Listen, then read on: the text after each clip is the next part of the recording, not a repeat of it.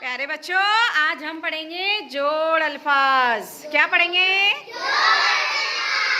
अच्छा, वहाँ पर हमको लगाना है बड़ी खड़ा जबर वाले। कौन से? हाँ, मैं आपको इज्जे बोलूंगी, आपने जोड़कर मुझे पढ़ के बताना है। समझ में आया? रेडी हो आप? चलो बोलो। ब है, ई है, बी पढ़ेंगे।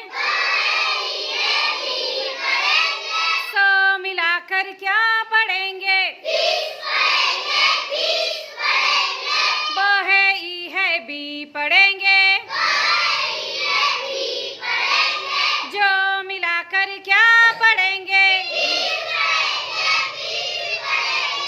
ब है, ई है, बी पढ़ेंगे।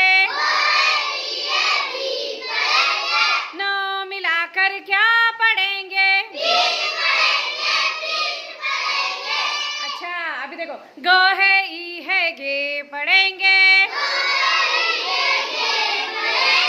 तो मिलाकर क्या पढ़ेंगे?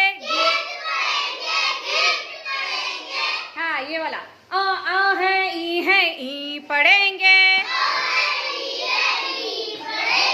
दो मिलाकर क्या पढ़ेंगे? अच्छा, अभी अगला। प है, ई है, पी पढ़ेंगे। र मिलाकर क्या पढ़ेंगे? अगला। त है, ई है, ती पढ़ेंगे। नो मिलाकर क्या पढ़ेंगे?